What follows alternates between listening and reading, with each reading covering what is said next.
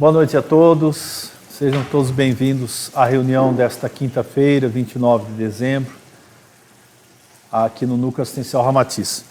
Nós vamos fazer um estudo preparatório para as nossas atividades de uma obra muito conhecida, As Dores da Alma, pelo Espírito Hamed, psicografada pelo médium Francisco do Espírito Santo Neto.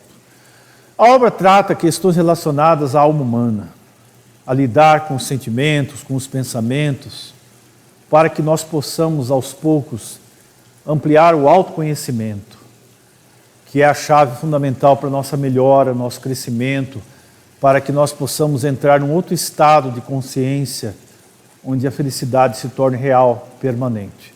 Então ele vai abordando as questões, a culpa, o medo. E hoje nós vamos falar sobre o medo, novamente, a segunda etapa do assunto. O resultado do medo em nossas vidas será a perda do nosso poder de pensar e agir com espontaneidade. Existe o medo, que é natural, é aquele que nos preserva dos perigos. Não fosse isso, nós estaríamos sempre nos expondo aos riscos. Poderíamos perder a vida física, não é? Esse medo é natural. Mas o medo que vamos nos referir aqui hoje, que é um estudo muito interessante para nós todos, é o medo no seu aspecto negativo. Aquilo que impede que possamos agir, que impede a nossa capacidade de fazer as coisas com naturalidade, com espontaneidade, porque este medo negativo, ele impede a manifestação do ser, da alma que somos. Cria obstáculos às decisões, cria situações de receio, em relação à convivência com os outros e muitas outras situações.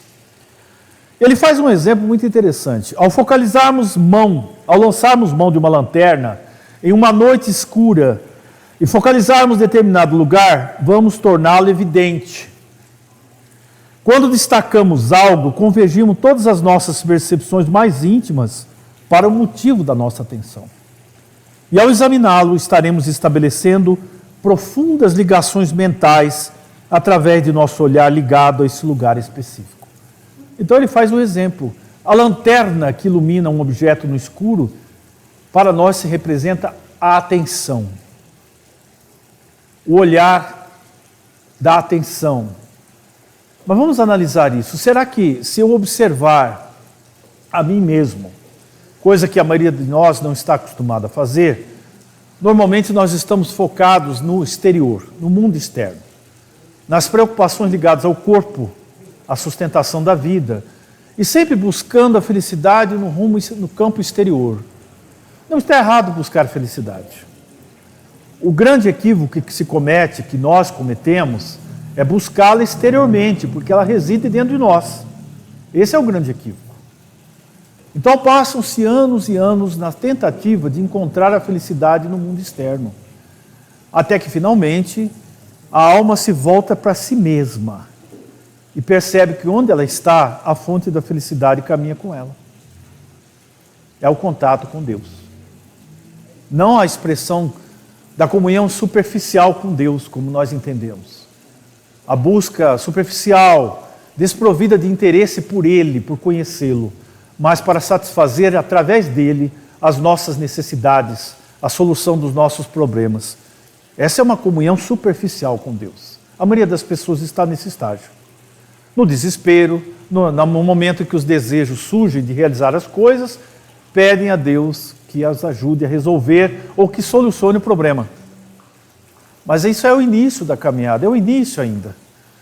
Chega um momento em que nós começamos a perceber com o olhar interior, assim como a lanterna ilumina um objeto à noite, a atenção profunda sobre nós revela a expressão de Deus que já existe dentro de nós. E finalmente começamos a sentir a verdadeira felicidade. Independente do que aconteça no mundo externo, independente do que esteja até acontecendo com o nosso corpo. O estado de felicidade é um estado natural. Mas o medo é um dos obstáculos. O medo negativo, talvez o maior medo que exista é do indivíduo olhar para si. E nós temos que ter esse olhar para dentro de nós. Não o tempo todo para o mundo e para os outros. A mente é acostumada a julgar. Nós temos um sensor chamado mente, né? Acostumado a julgar, a criticar, a estabelecer regras muito, muito boas para os outros, mas não para nós.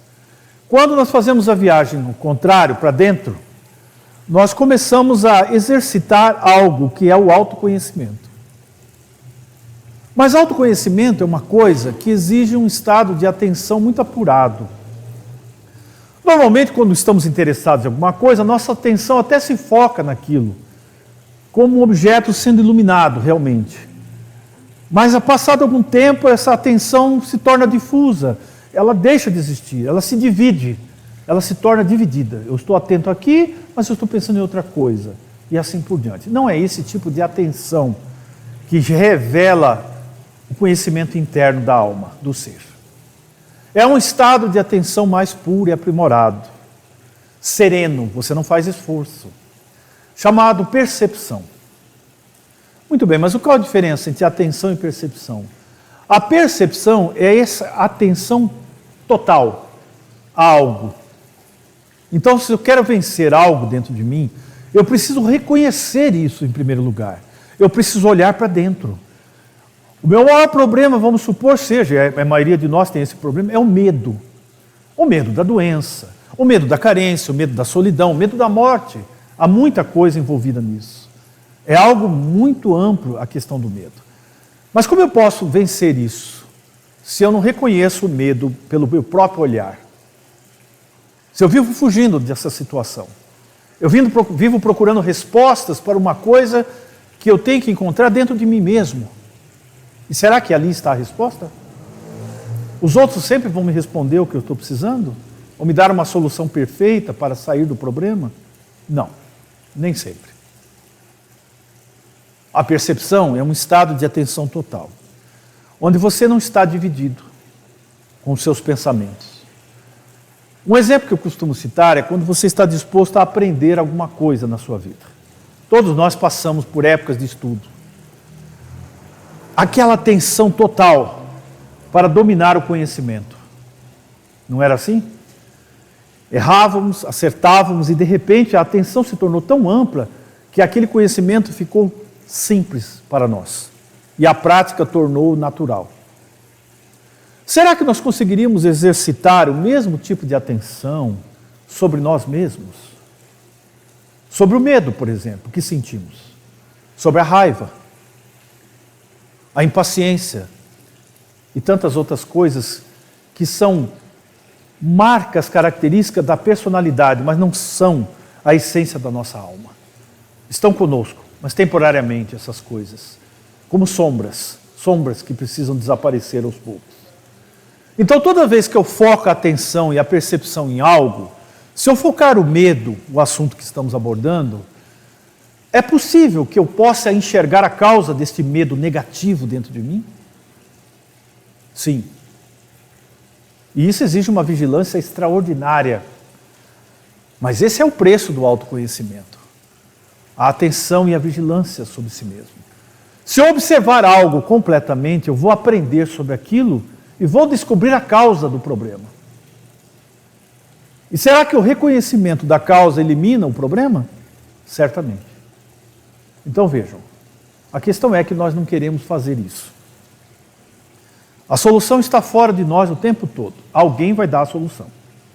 Alguém vai mostrar um caminho que eu vou sair do problema. Mas nós estamos sendo chamados pela vida, pelo processo evolutivo, a descobrir as coisas dentro de nós mesmos. Por quê? Porque nós temos que conhecer Deus. Nós temos que tocar a nossa essência divina. Vida após vida, isso está acontecendo. Então, as sombras, como o medo, a irritabilidade, a violência e tantas outras situações que trazem aparentemente sofrimento, mas afetam a quem? Afetam a nossa mente, afetam o nosso emocional, mas não afetam o ser interno que nós somos, que é um ser elevadíssimo, que é um reflexo de Deus. Então, nós nos identificamos com a aparência, a ilusão, e acreditamos que somos aquilo ali. E nunca nos conheceremos, ou haveremos de conhecer, mas adiamos o processo do reconhecimento da natureza divina que já existe em nós. Então são coisas aparentemente um pouco profundas. Mas veja, é importante exercitarmos o olhar para dentro. Todos os dias nós temos que fazer isso. Do contrário, a ilusão do mundo vai nos envolver de tal maneira e nós somos levados de um lado para outro pelas circunstâncias da vida. E acabamos confundindo a busca da felicidade com a ausência de qualquer tipo de problema. Aí eu começo a falar que estou feliz porque não tenho problemas temporariamente. Não é isso, não é nada disso. A ausência de problemas não é felicidade. Porque o problema faz parte da vida, da autoeducação e do aprimoramento da alma humana. Então ele fala sobre percepção. A percepção é um atributo do espírito, esse estado de atenção serena, sem esforço, em que você não está dividido, você está olhando para aquilo. Você está olhando para isso. Eu estou olhando o medo que eu tenho. Eu estou olhando para o medo da doença. Eu quero ver isso. Por quê? Da onde surge isso? Se aprofundarmos a nossa percepção, nós vamos eliminar as causas profundas dessas coisas. E é um processo que cada um pode realizar. E ele diz isso: quanto maior o estado de consciência de um indivíduo, maior será a sua capacidade de perceber a vida. Sim. Que não se limita apenas às partes da realidade, mas sim à realidade plena. Então, quanto mais nós elevamos a nossa consciência a Deus, aparentemente vocês entendem isso como levar a consciência para o alto, né? Não, é para dentro. É trazer para dentro. Quanto mais eu entro no meu próprio ser interno, eu percebo, eu reconheço Deus internamente, como uma emanação presente em minha vida, mais eu vou deixando os antigos obstáculos à minha paz interna. Mais eu vou observando as falhas e os problemas como algo que está presente, mas não tem poder de me destruir a paz e a alegria. Como circunstâncias temporárias da vida, que estão me ensinando a reconhecer a minha natureza plena. É isso que está acontecendo conosco. Mas o problema é que nós não queremos olhar para dentro. Eu vou falar isso muitas vezes hoje. Para ver se fica gravado na nossa mente a importância do que estamos falando. Felicidade não é encontrada externamente. Nós vamos ter momentos de felicidade oferecidos pelo mundo até o fim da existência aqui. Porque a fonte não está aí, está dentro de nós. Este é o grande equívoco que cometemos ainda. Colocar a nossa atenção nas coisas da vida é um fator importante para o nosso desenvolvimento mental. Sim, emocional e espiritual. Todavia, é necessário saber direcionar convenientemente a nossa percepção, nós já falamos o que ela é, e a atenção no momento exato para o lugar certo. Um grande sábio, que eu admiro muitíssimo, ele ensinava que a nossa percepção, esse estado maravilhoso que promove o autoconhecimento na vida diária, não deveria ser um processo forçado realmente, mas ele deveria ser semelhante às ondas do mar nas marés baixas. Ou seja, em algum momento você está presente no mundo, porque é necessário. Em outros momentos, a onda faz um movimento de volta para o oceano. A sua atenção vai para dentro de si. Em outros momentos, você está no mundo. E assim por diante. Esse movimento, semelhante às ondas na maré baixa, é o processo da atenção que nós temos que exercitar. Não o tempo todo no mundo externo. E nem também o tempo todo focado internamente. Mas convivendo no mundo, consciente de que não somos deste mundo, mas de um mundo muito mais real do que as aparências que aqui enxergamos. Quanto mais pensarmos e voltarmos a nossa atenção para as calamidades e desastres, mais teremos a impressão de que o mundo está limitado à nossa pessoal maneira catastrófica de vê-lo e senti-lo. Porque nosso pensamento se identifica com tudo isso. E aquilo em que colocamos atenção torna-se parte da nossa vida. Nós não entendemos isso ainda muitas vezes.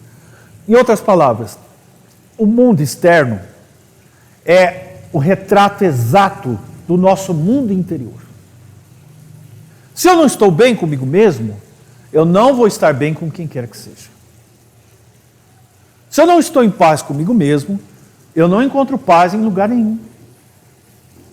Posso ir para qualquer lugar, não me sentirei bem. A questão não é o externo, somos nós. A questão é que o pensamento está focado na doença, na carência, no sofrimento, no passado, nas dores que poderão acontecer e não acontecerão muitas delas. A maioria dos nossos problemas são puras ilusões criadas no pensamento. Vamos observar isso. Muitas coisas nós atraímos por conta da condição mental que nós alimentamos no dia a dia. Falamos o tempo todo sobre problemas e dificuldades materiais e doenças, por exemplo. Em pouco tempo nós estamos vivenciando aquilo. Existe uma outra situação relacionada ao medo. Há uma tendência natural do que aquilo que temermos, atrairmos. Já perceberam isso? Aquilo que tememos, atraímos. Então nós estamos vivendo sob uma programação mental muito negativa. E precisamos sair dela o quanto antes. O nosso eu real, que é um reflexo de Deus, o Cristo em nós, o ser, o eu superior, é elevadíssimo. E já somos isso. Mas estamos vivenciando um papel com o qual nós achamos que vale a pena continuar sendo daquele jeito. O personagem, e nós não queremos sair do personagem. Está na hora. Chegou o momento de sairmos. O despertar não é futuro, ele é agora, ele ocorre agora. À medida que eu estou aberto à transformação de mim mesmo, naturalmente eu expresso esse outro aspecto meu, o aspecto divino que existe dentro de nós. O autor está falando isso, espiritual, com outra abordagem, mas o foco é o mesmo. Né? Toda a obra toca nesse assunto. As mazelas da alma, as dores da alma. Então a maioria dos nossos problemas não são reais? Não, por quê? Porque são criações do pensamento. Nós sofremos por antecipação, coisas que nem sequer poderão acontecer. Perdemos o sono, adoecemos, afligimos e as coisas não acontecem. Vejam quanta ilusão. Por que nós estamos sendo chamados a viver cada momento? O agora. A nossa mente, ela tem uma característica muito interessante. Esta mente que vive esse processo. Ela é um conteúdo, é um depósito, vou usar esse termo, depósito, de memórias ligadas naturalmente ao passado, ou pensamentos ligados ao futuro. Presta atenção, observe os pensamentos de vocês. A maioria das coisas são relacionadas ao passado, ou um medo do futuro, do que pode acontecer comigo, minha família, e assim por diante. Raras vezes nós estamos aqui no agora. Aí entra uma coisa muito interessante. Quando você está vivendo o presente, o agora, a sua mente silencia. Olha aí, ela silencia. Porque ela vive no passado ou se movendo para o futuro. Quando você põe o foco no agora, na atenção total nas coisas de cada dia, total, né? A percepção é isso. A mente silencia. E aí entra em ação algo muito mais amplo do que o que nós poderemos supor. Entra em ação esse outro lado, que é o aspecto divino de cada um de nós, que começa a atuar. Está sempre presente, você nem precisa buscar, você só precisa aprender a quietar-se. É isso mesmo, ficar quieto, para entrar nessa outra dimensão da sua consciência. Então os mestres tibetanos, particularmente, aconselhavam a você praticar essa atenção plena o tempo inteiro, para você não sair desse outro aspecto maravilhoso de si mesmo. Espero que as pessoas que estão ouvindo tenham entendido mais ou menos. Temos mais alguns minutos ali. As sensações do medo sobrecarregam as energias dos chakras, esses centros vitais que nós temos no corpo. Sobrecarrega a energia dos chakras, do plexo solar e do cardíaco. O medo causa isso. Quase sempre uma impressão de vácuo no estômago e um descontrole nas batidas do coração. São os sintomas físicos do medo. Contudo, não seríamos afetados por nenhum acontecimento de maneira tão desgastante se estivéssemos centrados em nós mesmos. Olha aí. O que é estar centrado em si mesmo? É o olhar voltado para dentro. Para a presença de Deus em nós. Veja, para dentro. manter-se centrado em si mesmo. Então os acontecimentos vão nos abalar nesse nível? Não, cada vez menos. Porque a partir deste centro divino que existe em nós, é que a vida surge. Tudo surge a partir de nós. E o nosso pensamento é uma força criadora, extremamente importante isso. O pensamento é uma força criadora. Enquanto nós não entendemos isso, não assumiremos também a responsabilidade de que a vida é resultado da nossa criação. A vida que temos é resultado das nossas criações. Não adianta culpar os outros, culpar também os espíritos desencarnados dos nossos problemas, culpar as dificuldades do mundo. Não, a questão é nossa. Enquanto nós assumirmos isso, a melhora não começa definitivamente a ocorrer dentro de nós. Esse é um ponto muito importante, exige muita maturidade admitir isso. O nosso centro não é a nossa mente, não é. Nem nossos sentimentos ou emoções. Ele está querendo dizer o seguinte: o seu ser verdadeiro não é a mente é o instrumento da alma.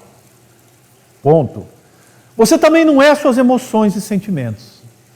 Não é, ela é uma manifestação do seu eu verdadeiro. Ah, isso é muito importante. Quer dizer que eu não sou a mente e nem sou minhas emoções e sentimentos? Não, não é. É difícil admitir isso, né? São expressões da alma, do que nós somos em essência. Vou repetir. O nosso centro não é nossa mente, nem nossos sentimentos ou emoções, mas é, em verdade, nossa alma. É esse o nosso centro. E como nós saímos do nosso centro, estamos continuamente sofrendo abalos emocionais, perturbações mentais, uma série de coisas, porque saímos do nosso centro, não deveríamos. O que seria essa alma que ele está falando? A essência divina, por meio da qual testemunhamos tudo o que ocorre dentro e fora de nós. A partir desse centro, você testemunha o que acontece com suas emoções, seus pensamentos e no mundo externo. Claro que não é tão rápido essa constatação, porque você tem que buscar isso no início. No início tem que ter esforço de voltar para dentro, aprender a silenciar. Em outras palavras, eu ia abordar esse assunto aqui, meditação. Você vai ter que aprender a meditar. Para você saber distinguir as coisas. Quando essa constatação começa a ocorrer, em alguns momentos você percebe que não é mais você atuando. É um outro aspecto muito mais elevado que está atuando. Mais sábio, mais corajoso, iluminado. Esse é você. Aí o outro aspecto, personalidade. Temporária. Essa vai morrer, vai desaparecer. Quando vai acontecer isso? Quando você começar a conhecer o seu lado interior. Essa personalidade caótica vai acabar. Então são coisas muito profundas que nós estamos tocando aqui.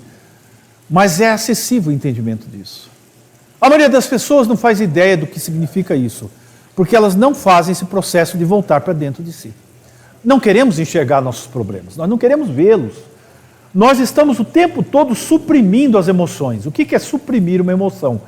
Eu não quero ver isso novamente, eu sei que passei por isso, eu sei que eu estou vivendo aquilo, mas eu não quero olhar para isso. Então nós ficamos fugindo do problema. Alguém vai me resolver esse problema. Aí você vai lá atrás da pessoa. Qualquer pessoa pode até te aconselhar, mas ela não vai resolver o teu problema. Essencialmente não consegue. Você vai ter que se encontrar um dia.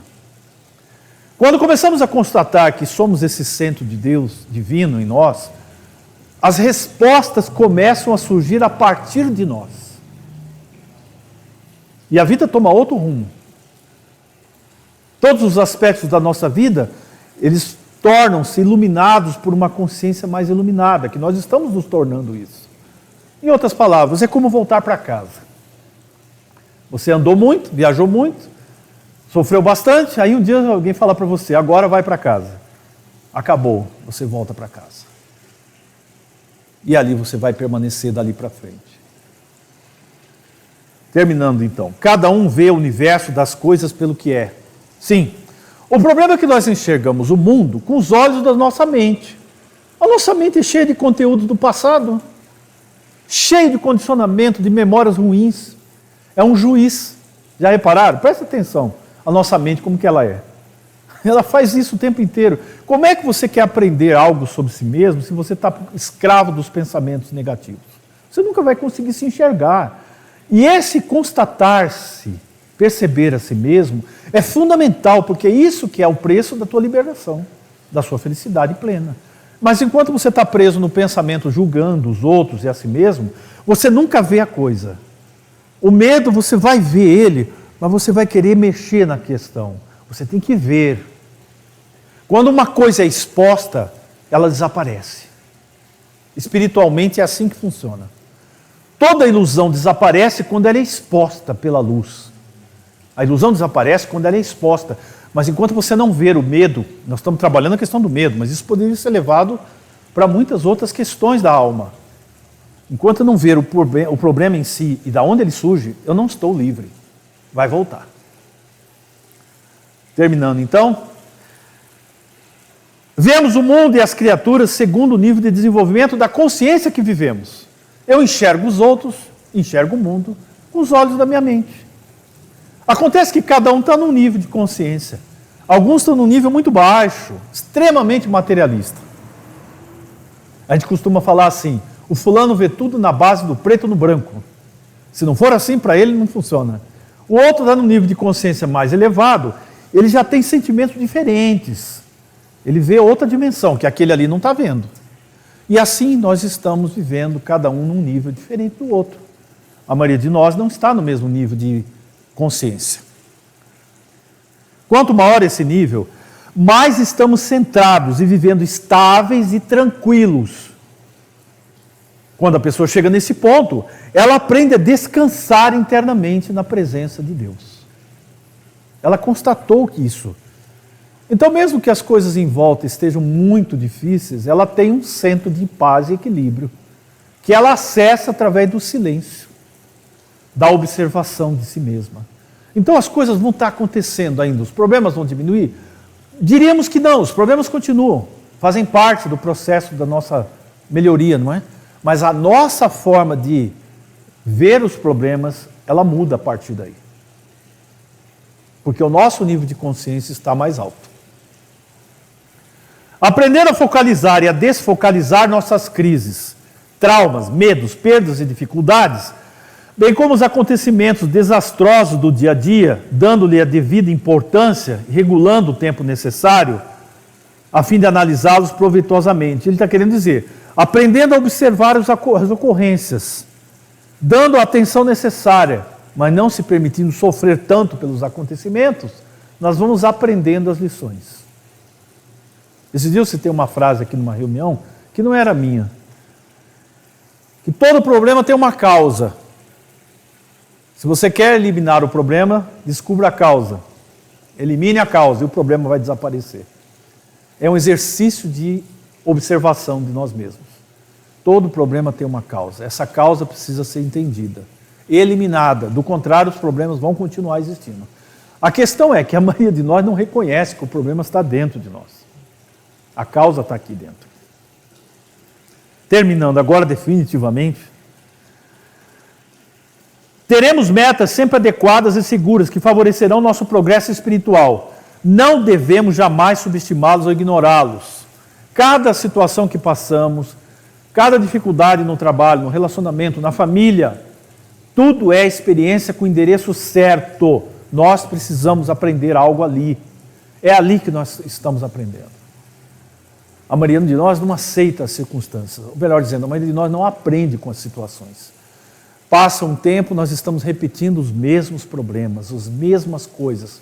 Não aprendemos as lições. Ainda não. Precisamos estar atentos a isso.